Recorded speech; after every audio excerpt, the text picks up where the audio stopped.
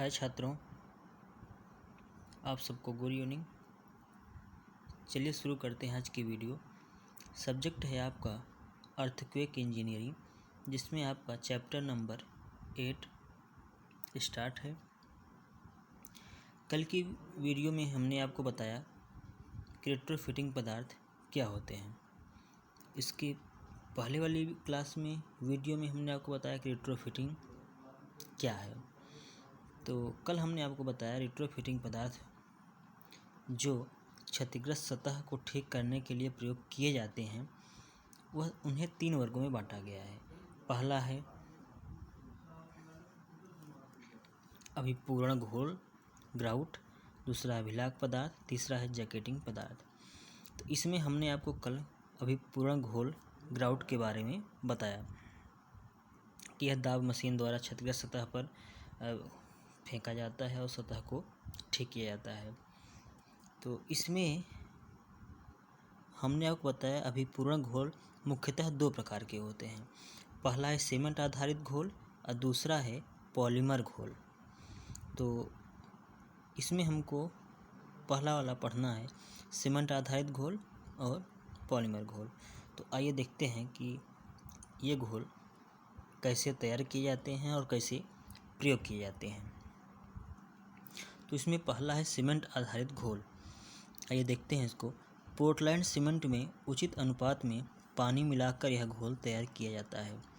जो आपका ordinary Portland cement है, सीमेंट होगा, सैंड होगा और उसमें उचित मात्रा में पानी मिलाकर इस घोल को तैयार करते हैं। यह एक सामान्य प्रकार का सस्ता घोल होता है जो चिनाई कार्यों में अधिक प्रयोग किया जाता है। यह जो घोल है सीमेंट आधारित घोल, यह सामान्य प्रकार का एक घोल है, सस्ता घोल है और आसानी से इसको तैयार भी किया जा सकता है। यह जो घोल है चिनाई कार्यों में अधिक प्रयोग किया जाता है।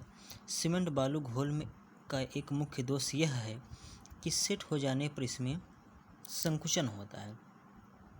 जो आपका सीमेंट आधारित घोल है, इसमें एक दोष यह है, जो मुख्य दोष इसका यही है कि सीमेंट बालू घोल जो है सेट हो जाने पर, सूखने पर इसमें क्या हो जाता है, संकुचन हो जाता है और घोल के अंदर भी दरारें पड़ जाती हैं।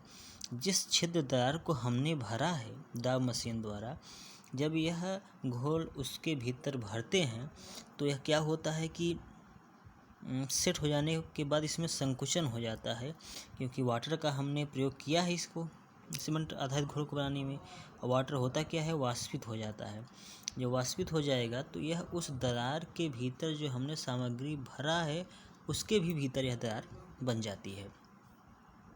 इस संकुचन को रोकने के लिए घोल में उपयुक्त प्रसारक पदार्थ मिलाए जाते हैं। जो घोल हमने भरा है उसका संकुचन न हो, इसके लिए उसमें प्रसारक पदार्थ मिलाए जाते हैं ताकि जो संकुचन है वह न हो। प्रसारक पदार्थ के रूप में प्रसारक सीमेंट, अब इसके बारे में पढ़े होंगे पिछली क्लासों में। प्रसारक सीमेंट ऐसी सीमेंट होती है जो कि सूखने पर संकुचित नहीं होती है। अथवा सल्फो एल्यूमिनेट रसायन प्रयोग किए जाते हैं। जब हम सीमेंट आधारित घोल बनाएंगे तो उसमें क्या करेंगे, प्रसारक सीमेंट का प्रयोग करेंगे अथवा उसके स्थान पर सल्फो एल्यूमिनेट रसायन का प्रयोग किया जाता है, ताकि जो यह घोल है, जिस दरार छिद्र फटान को हम ठीक करें, वह सूखने के बाद संकुचित न हो, नहीं तो वह उसमें फिर से दरार बन जाएगी। यह जो आपका सीमेंट आधारित घोल है, यह सामान्य प्रकार का सस्ता घोल है जो चिनाई कार्यों में प्रयोग किया जाता है। आइए अब दूसरा देखते हैं, आपका पॉलीमर जो घोल है वो क्या है।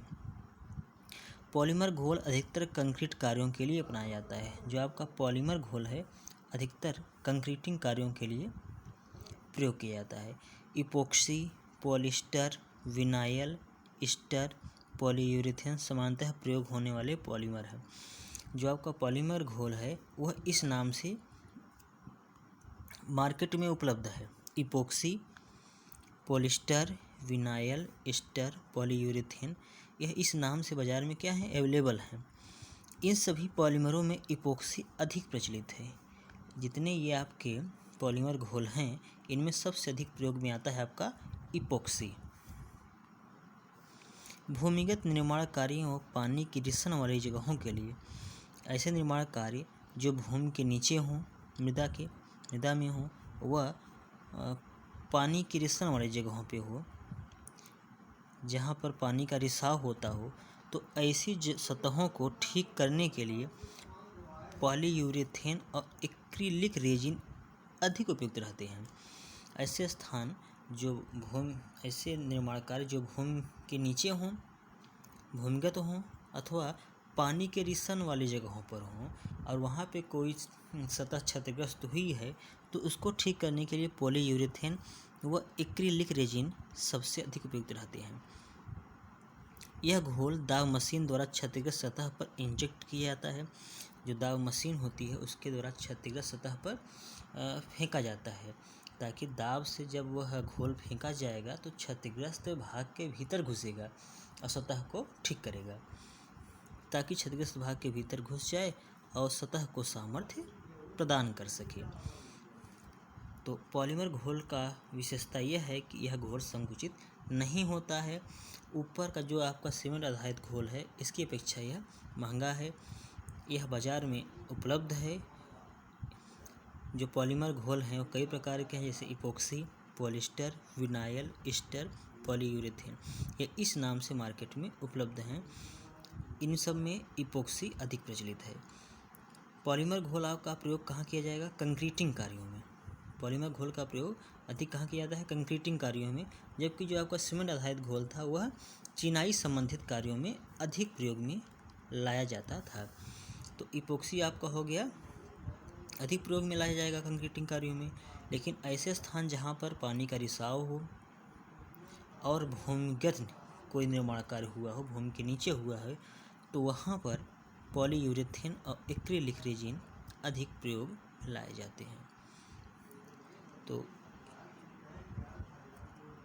इन दोनों को आप अच्छे से पढ़िए।